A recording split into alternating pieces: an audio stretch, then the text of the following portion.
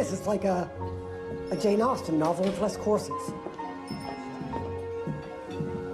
And you are? Ah, Mr. and Mrs. Krábtry. Oh, yes, our newlyweds. I hope your ride-in was satisfactory. Splendid. Are you Mr. Cornish? Mr. Hathaway, I'll be looking after you. Now, let's get you your keys. Oh, George, look. I can't wait to try authentic English cuisine. Welsh rabbit. Rarebit. It's cheese. I think. Well, we'll have to make dinner reservations as soon as he's back. Well, wouldn't you like to eat in our room? The Sunrise Suite is the best in the hotel. It's the only one with a private bathroom. Isn't that the room we agreed was too expensive? I've been corresponding with Mr. Cornish, and he agreed to offer it to us at no extra charge. The morning view is supposedly spectacular. Well, I hope we'll find something better to do than watch the sunrise. Here we are, then. Zlata will lead you to your suite. Oh, my. How kind of you. Zlata does not speak English. However, she is fluent in the language of hospitality. Enjoy your stay. Oh, there seems to be some mistake. I beg your pardon? These keys are for the garden suite. Mr. Cornish promised us the Sunrise Suite. Mr. Cornish is at a convention in Leeds. But it is he who authorized the switch. The garden suite is our top room, with finer amenities and a view of the rose garden. I assure you, your needs will be met.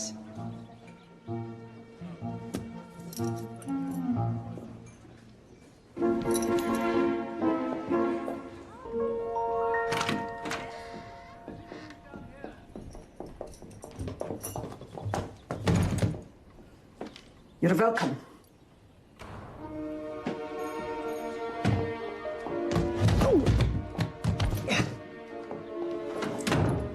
Was I supposed to give her a tip? How many shillings in a fur?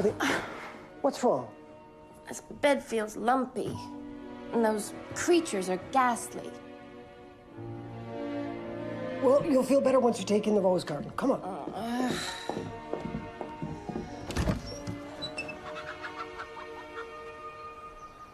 What do you think? I think Mr. Hathaway is pulling a fast one. You may need to let this go, Effie. I mean, somebody else must have booked the Sunrise Suite. There's not much we can do about it now. I think it'll take more than a bottle of wine to pull this off, Effie. Don't be such a naysayer. I'm sure they'll be happy to switch once they learn we're on our honeymoon. I don't know why you think this room is going to be any better than ours. Well, you haven't seen it yet. Faces the sunrise, which is considered good luck. Give it a proper policeman's knock.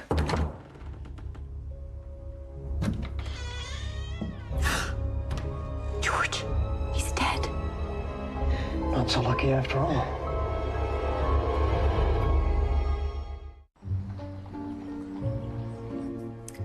Oh, postcard from Effie and George.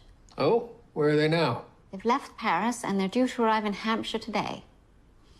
How thrilling it would be to be on your honeymoon. It certainly was for us. Do you remember that dinner in New York City? How could I forget?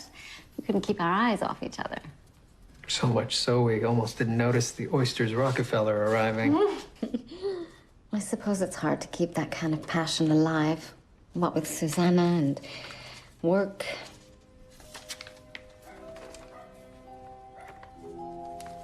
Do you feel our relationship is lacking passion?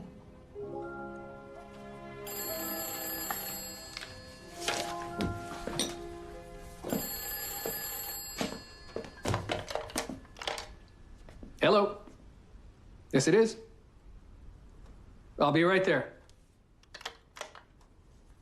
Duty calls.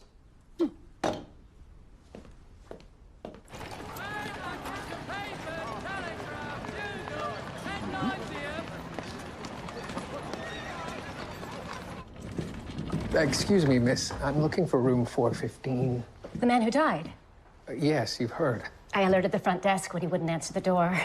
None of us were surprised when he took his own life. He was acting peculiar. It was a suicide. As far as I know. Straight down the hall, second door to your left. Thank you.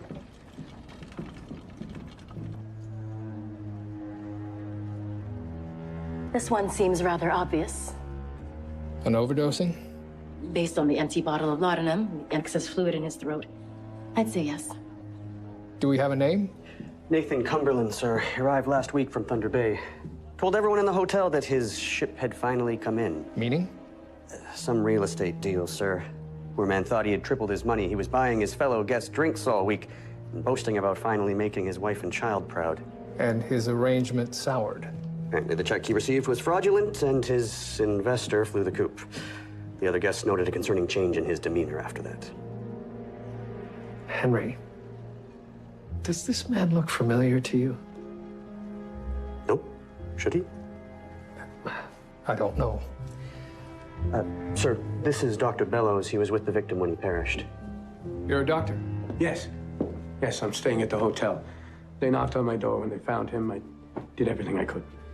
Was he conscious when you arrived? Barely. But he did seem to understand me. He willingly took the ipecac I gave him to expel the drugs. Unfortunately, it was too late. People often have a change of heart when committing self-murder. Assuming that's what this was. It's likely, sir. He also left this. It appears to be a suicide note. I am leaving a world I am not fit to live in. I have failed you as a husband, as a father, and as a fellow human being. It's tragic. Is there anything else you need from me? I'm afraid I have an appointment. No, thank you. Constable Higgins has all my information. Good day. Seems fairly open and shut, sir. Shall I write it up?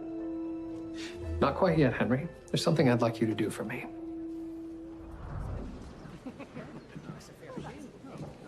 I trust this will not impact my 8 o'clock dinner reservations. Not if I can help it. Good evening, my lovelies.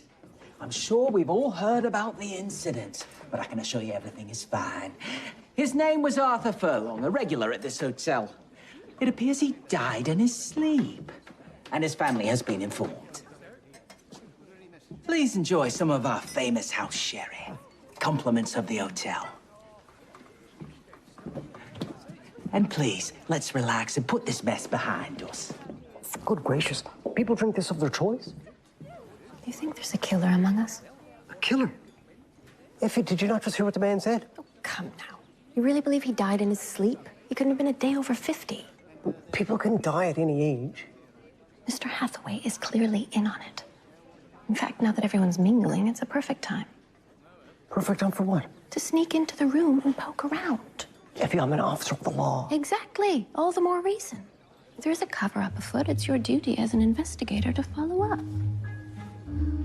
People do seem distracted. Did I mention that danger makes me amorous? I'll need your hairpin.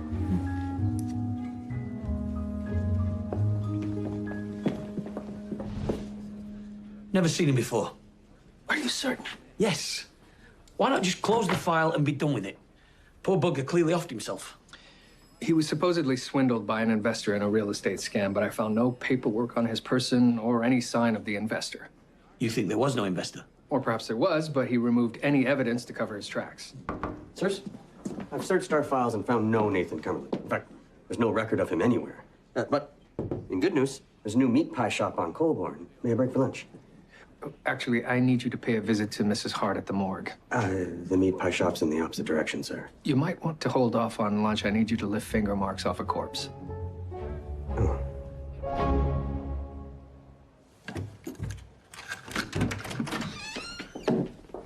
Oh, my. They have a love seat and a piano. Are you crazy? There is no chance the garden suite is the top suite in this hotel. Wait a minute. Are we doing all this so you could compare Oh, suites? come on, George. You were curious, too. I don't believe it. Do you even think this chap was murdered? Lavender. Smells like the fields of Somerset. Effie, the door. Get under the bed.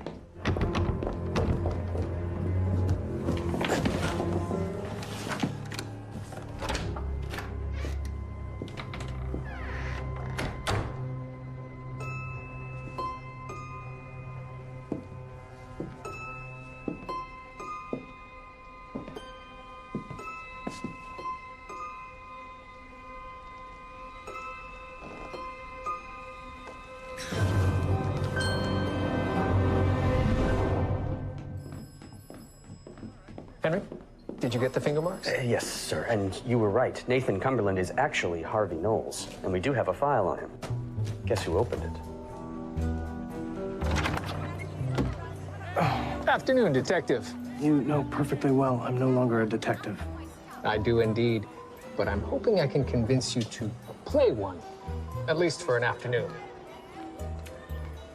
I'm looking into a man's death. You certainly are consistent. His name is Harvey Knowles.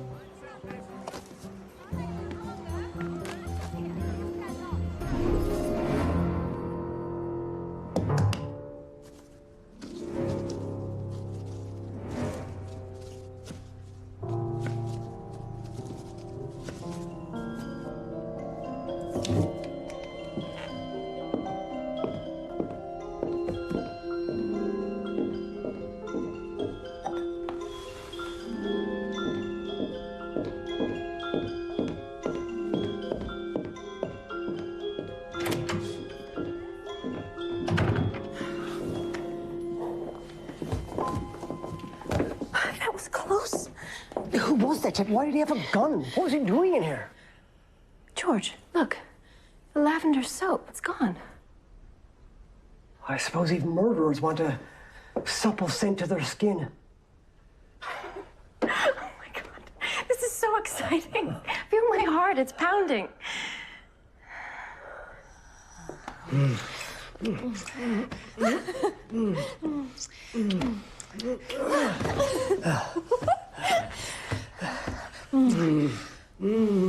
Wait a minute. A man died on this bed. Who cares? George!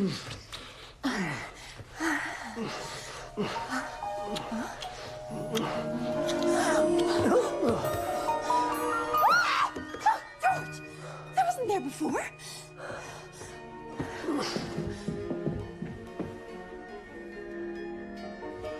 It's still warm. Well, mice don't just die like that. Could it have eaten something? Wait a minute. Effie, look at this. That doesn't look right. This hose has been disconnected. Do you feel a little nauseous? Oh my God. It's gas. That was on purpose, wasn't it? Someone was venting carbon monoxide into the room. Well, does this mean what I think it means? It means you were right the first time. Mr. Furlong didn't die of natural causes. He was murdered. I can't believe it. There really is a killer among us. Well, it's too late to alert the authorities, and we're a half day from civilization thanks to your insistence on booking the most remote hotel in the Western Hemisphere. You're not really still on about that inn in Marseille you were pushing for. No, I'm sorry. Look, we should work together. Agreed. We're the only ones we can trust. Someone's gone to great lengths to make Mr. Furlong's death look accidental. The Sunrise Suite is the only one with a private bathroom. Which means it's the only one that can be rigged to emit carbon monoxide. Ergo, whoever arranged the switch must be in on it. Mr. Hathaway. I knew there was something off about him. He must have made the switch when Mr. Cornish left for Leeds. And then pretended the idea came from Mr. Cornish himself. How do we prove it? I saw a ledger behind the desk. It should tell us everything. How do we get it without Hathaway seeing? I have an idea.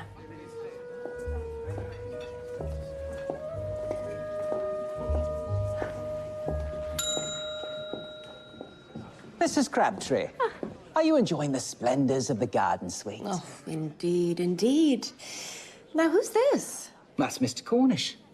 There seem to be many photos of him and none of you. Not all of us are as vain as he. You don't like him, do you? Are you jealous that he's been invited to a convention in Leeds while you're stuck here? I wouldn't wish Leeds on anyone, least of all myself. Besides, Mr. Cornish has seniority over me, thus it was the logical choice. Yes, that's one theory. Allow me to posit another. Mr. Cornish was chosen over you because as a manager, he would never have put up with this. We found this in our room. Is this the type of service becoming of your supposed top suite? Please, keep your voice down. I will not be silenced. Not until you tell me how a mouse got into my suite. How about a fruit plate? A lovely selection of fruits will be on their way to your room, compliments of the house. And a cheese plate? Yes, of course, also complimentary. And a bottle of Armagnac. I can arrange some of our fine house sherry. Armagnac, take or leave. 20 years minimum. Perhaps I can rustle up a 10. That may suffice. And you need to promise to keep this little incident under wraps. That'll depend on how quickly we get the goods. Chop, chop.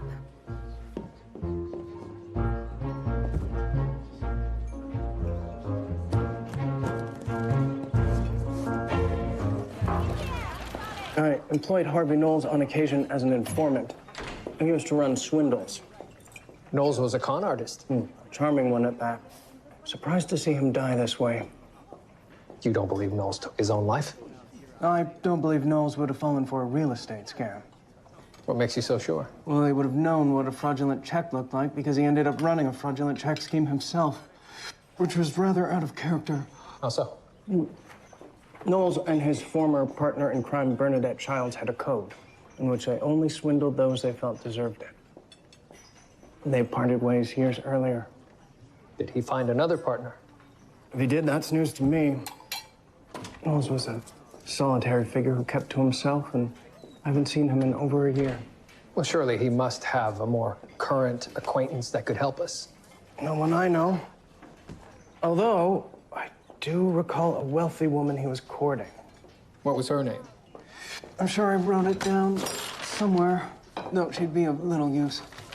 Little is all we have. I cannot believe it. My beloved Harvey taking his own life. Did he strike you as depressed? Oh, heavens, no. But he did strike me as passionate. I can only assume he was burdened by the passing of his beloved Aunt Esther. Which aunt was this again? Oh, his favorite, of course. The one who raised him after his parents died in that fire. Did you know this woman? We corresponded, often by mail. We never did meet in person, but I suppose it's for the best, given her condition. Refresh my memory. Oh, the poor woman suffered from tuberculosis. She was given months to live. But then Harvey found a revolutionary clinic in New York. New York? That sounds like a costly undertaking. Oh, it was, but it was worth it. The clinic prolonged her life by years. I was happy to chip in, buoyed by her lovely thank you letters. These letters she sent, do you by chance still have them? Good Lord, I knew it. What is it? The sunrise suite, not the garden suite, is the top suite. That's all well and good, but perhaps we should focus on who switched the rooms. Right, Constable, we are solving a murder here. This is curious. George, it wasn't Mr. Furlong who took our room. Who did? A man named Mr. Castle. And the switch was authorized by Mr. Hathaway, not Mr. Cornish. Castle, isn't he the chap with the 8 p.m. dinner reservation? So how did Mr. Castle and Mr. Furlong end up switching rooms? If Castle was in the sunrise suite, where was Furlong? Arthur Furlong at the Oak Suite. Does that mean Castle's in the Oak Suite now? Perhaps Mr. Castle rigged his room to emit carbon monoxide and then convinced Mr. Furlong to switch. Hell of a way to commit a discreet murder. Do you think Mr. Castle and Mr. Hathaway could be working together? I think we need to get into that Oak Suite and see what we can find. You said he had 8 p.m. dinner reservations? It's 8:15 now. That room should be empty for another hour at least. What if we get caught? Then we pretend we're lost and tip immediately. Shilling. Now, is that more or less than a farthing? I don't think anybody knows. Let's get on with it. Parents who died in a fire. That's quite the yarn. Sometimes the bigger the lie, the easier it is to tell. Well, just as I suspected, the handwriting in Aunt Esther's thank you letters matches that of Harvey Knowles' suicide note. He was posing as the grateful aunt to keep those checks coming. Something tells me it isn't the first time he's pulled this scheme. Leaving a number of potential victims with motive for murder. The question is, where did he send these from? Certainly not New York, given the Ontario stamp. Ah. Oh, Miss Alcock is not the sharpest tool in the shed. What's that? A mistake? Seems oddly placed for a mistake. Is that some sort of flower? A lily. Did I not see that on the sign at Hotel Florentine? I'll have Henry connect with the concierge.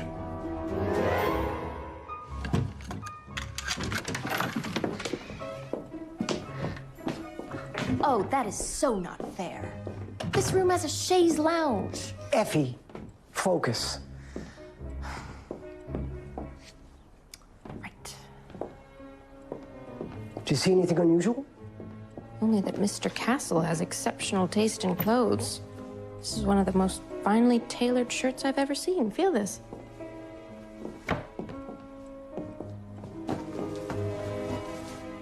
GR hardly stands for Ernest Castle. Oh, my. Good Lord, his soap collection costs more than my entire wardrobe. Is that a gun case?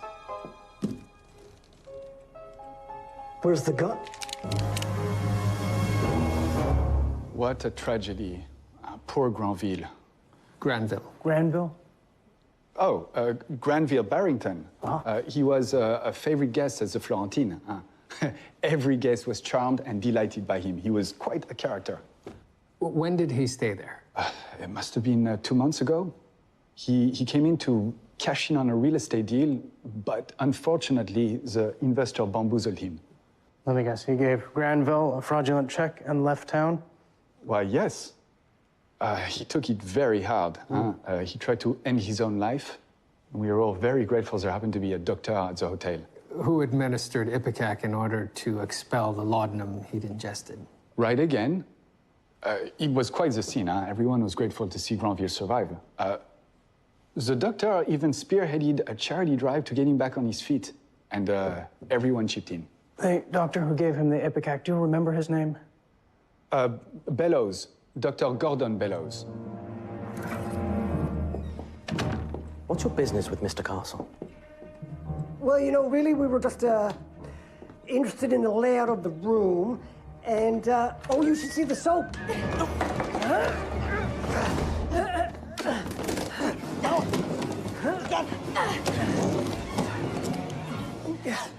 George! What? Back, get back here. Get back. Now, I'm going to ask you one last time. What exactly is your business with Mr. Castle? You're not Mr. Castle. You're George V, the King of England.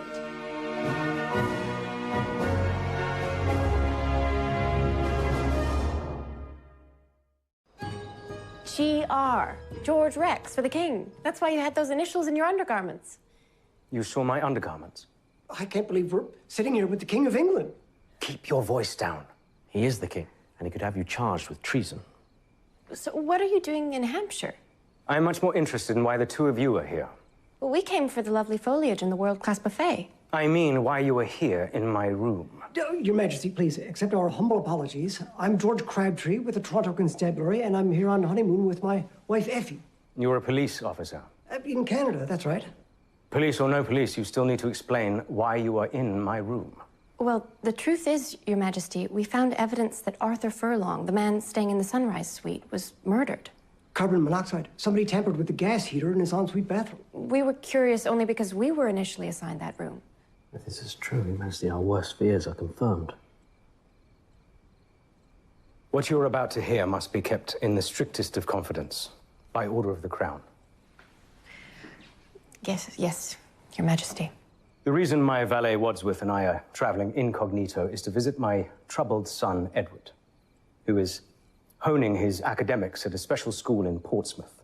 It was a risk I was willing to take, even given the presence of the Black Chalice. The Black Chalice is a secretive organization pushing back on my plans to reform the hereditary peerage. We've long suspected that there might be members in these parts, and evidently we were right. You see, Wadsworth secured me the hotel's top suite, which we must have unknowingly taken from you. I was unable to take my afternoon nap on account of my grievous moosophobia. Moosophobia? Is that a British affliction? His Majesty is fearful of mice. So I fled my suite, and neglected to inform me, and happened upon Mr. Furlong enjoying a cigar in the garden. I explained my situation, and he offered to switch, since my room was clearly superior. Now that we know the room had been tampered with, the only conclusion is that we were the target. We? His Majesty is using the royal we. So what is our plan? We will do nothing. But there's a murderer out there. Given that their first attempt was a failure, they're unlikely to strike again tonight, so long as they assume we're not onto them. Now, please, return to your room and pretend you know nothing. I will arrange for His Majesty to be escorted to safety at dawn. You will remember me only as Ernest Castle, and you will never speak of this again. I checked with the Canadian Medical Registry. Dr. Gordon Bellows has been dead for 5 years. The person posing as him has procured a pretty penny off his name. It's quite the brilliant scheme he and his partner Knowles had going. Knowles would check into a hotel posing as a man whose ship had come in. And his partner in crime, posing as Dr. Bellows, would show up several days later. Then Knowles would reveal that his windfall had backfired and made clear that he intended to take his own life, going so far as to ingest laudanum. Dr. Bellows would be called in and use ipecac to expel the laudanum, creating a scene so authentic no one would dare question it. The perfect opening to mount an appeal for money in Knowles' name, and then milking the hotel guests for everything they're worth. He probably volunteered a large portion of his own money from the very first time they pulled this con. Well, Harvey Knowles' murder seems to be coming into sharper focus. Apparently, the swindler got swindled. His partner likely offed him to keep all the money. Let's get a sketch of this medical imposter straight away. I'll connect with our sketch artist and make sure Henry distributes it all over town. One thing that bothers me. Hotel guests saw the doctor give the victim ipecac. Why didn't it work? Once I deliver the sketch, I'll drop in on Mrs. Hart at the morgue. Do you mind if I tag along? You're not getting paid. The King of England. Can you believe that just happened? No, nor will anyone else. No one will believe this happened to us. George, if Mr. Hathaway is a member of the Black Chalice, do you think he's working alone? Or... We need to keep our voices down. We made a promise to the crown. Then I suppose we have no choice but to get back to why we came here in the first place.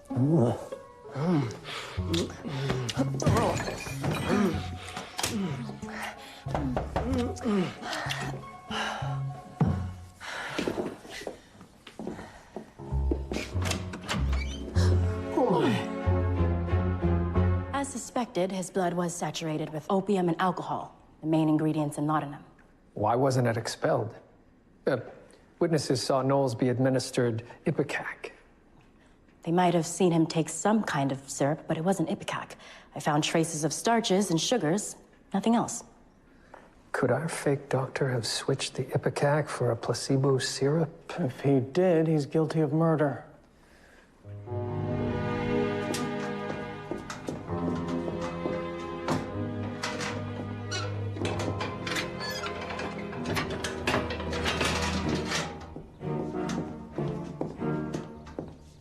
You're welcome.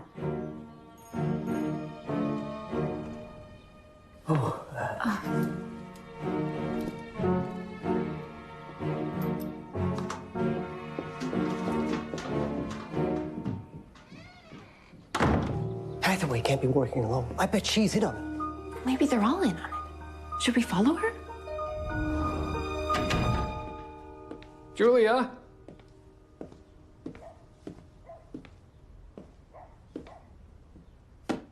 Hello, stranger. What's all this? Do you recognize this dress? It's lovely. Should I? I wore it on our honeymoon. The night we couldn't take our eyes off each other. Oh. The nanny has taken Susanna to the park. We have some time to kill.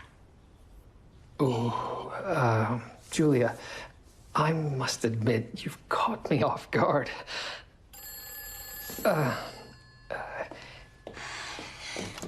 Hello? Yes. Which intersection? I'll be right there.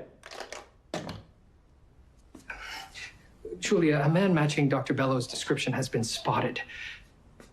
We'll have to delay our date, but only a little.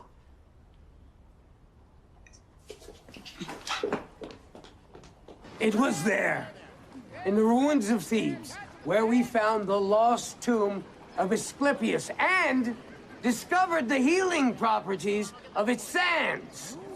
Sprinkle a few grains in your bed and watch as back pain, rheumatism, and arthritis disappear overnight. This miracle of the East can be yours for less than the cost of... Terribly sorry, ladies and gentlemen. We've just run out.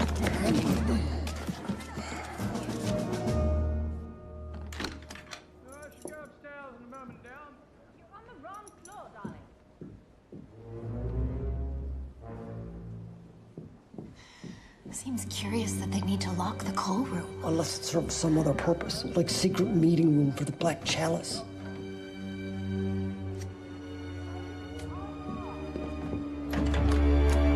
Yes, I've engaged in a swindle or two in my time to make ends meet, but I'm not a murderer.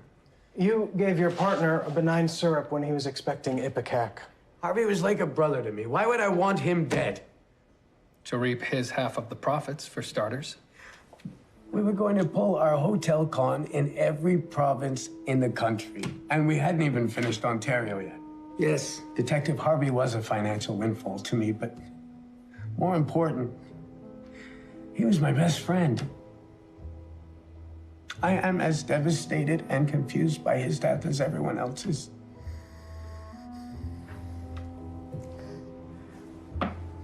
May I please leave now?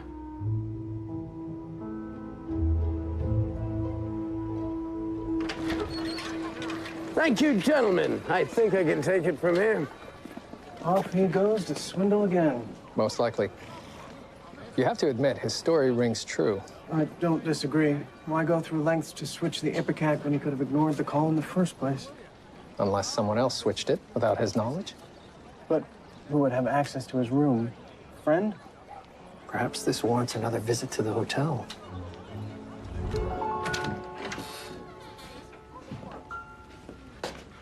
I don't think the Black Chalice are holding any meetings in here. Let's just pretend to get some coal and go back to our room. Well, we could if we had a coal shovel. You lost it, remember? No, dear, you lost it. In any case, I'll get some firewood. Georgie, I hate to bring this up, but it was you who lost the shovel. No, Effie, I clearly remember you had it when you were saying it felt drafty. No, I distinctly... Oh, my God! Oh, my God! It's Mr. Cornish. I guess you didn't make it to that convention in Leeds after all.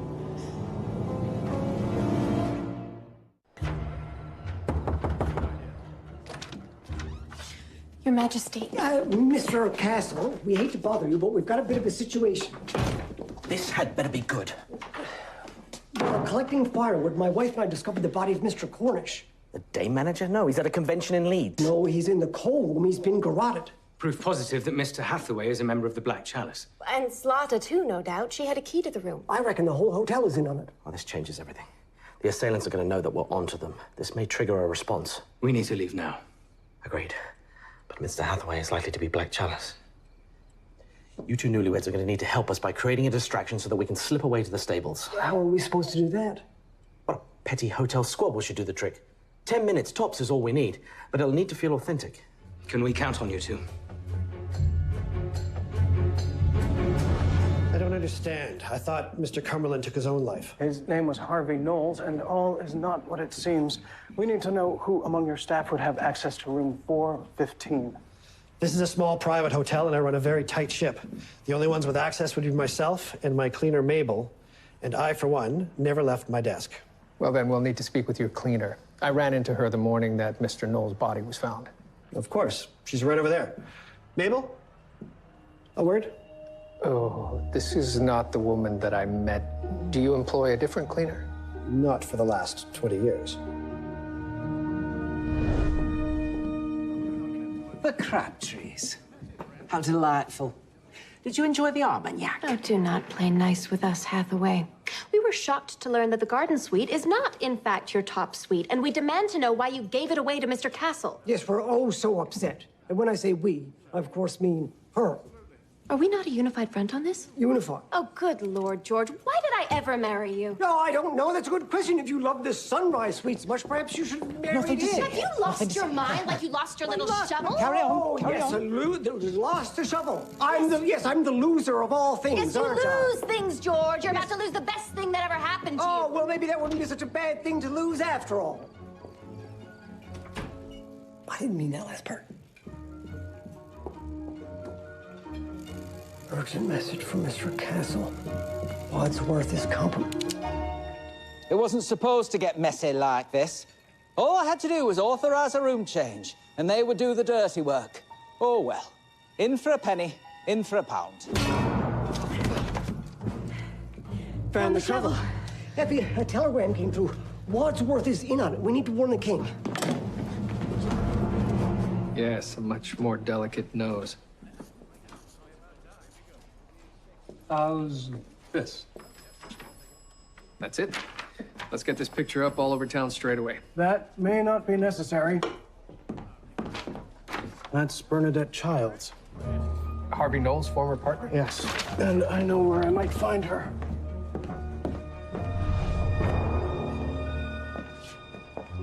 Your Majesty. Your Majesty. We won't be needing this anymore.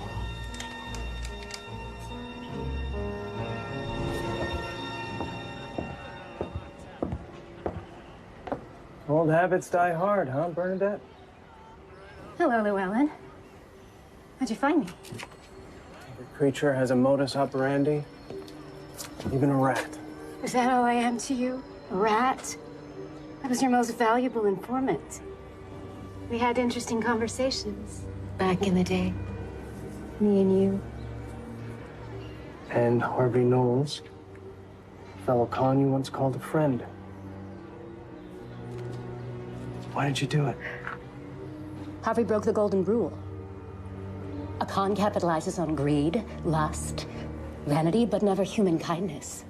I couldn't sit by while he and his new partner swindled hotel guests who were only trying to be kind. You speaking of rules is the very definition of irony. Come on, Llewellyn. You once agreed with me on this. And it wasn't just the hotel guests Harvey swindled. It was his lover, his family, even me. A new partner of his must have rotted his brain. So, that's why you switched the syrup? So Harvey would rot in a casket while his partner in crime rotted in jail? It was protecting our livelihood. He crossed the line. There's a code. There is indeed, which is why you need to come with me.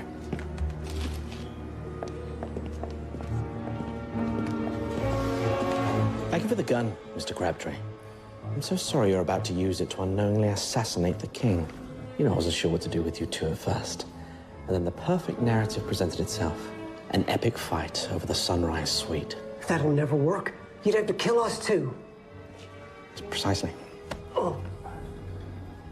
Your authentic bickering is going to lend credence to my upcoming report. And it's going to confirm that you knocked Mr. Hathaway out. You stole his gun. And then you went after the man who unjustly took your honeymoon suite. Thanks to His Majesty's famous lust for guns, it is the only logical explanation as to why I found 3 dead bodies in the unfortunate aftermath of this shootout.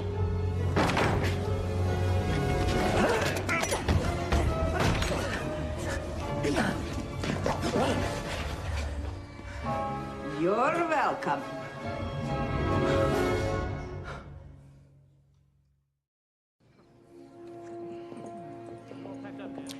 I owe the both of you my eternal gratitude. I'd knight you if I could, but unfortunately, I think this must be kept under wraps. We understand, Your Majesty. I know it's not much, but please accept this small token as a measure of my appreciation. Oh, my goodness. Your Majesty, thank you. I've also secured you something else. For your remaining time at this hotel, the Sunrise Suite is yours. Even better than knighthood. I must say, Detective, solving a case again was quite satisfying. For me and you both. Can I interest you in a celebratory cocktail? Alas, other plans are afoot. But I do hope we get to do this again, Watts. Soon. Yes.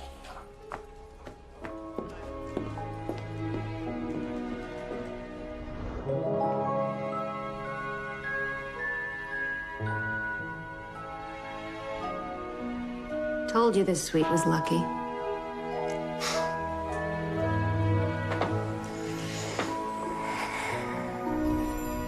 Julia? William, I'm glad to see you back. Oh, it's good to be back. I'm sorry about before. I know how busy you are, and it was just a silly romantic notion. I should know that we can't just bring back the past. Oh, I wouldn't exactly say that.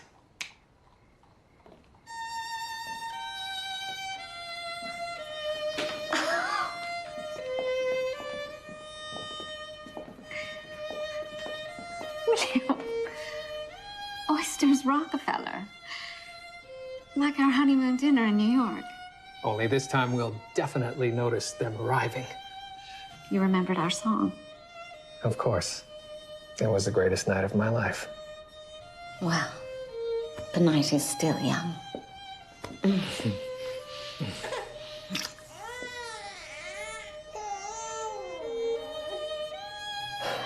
She'll be fine.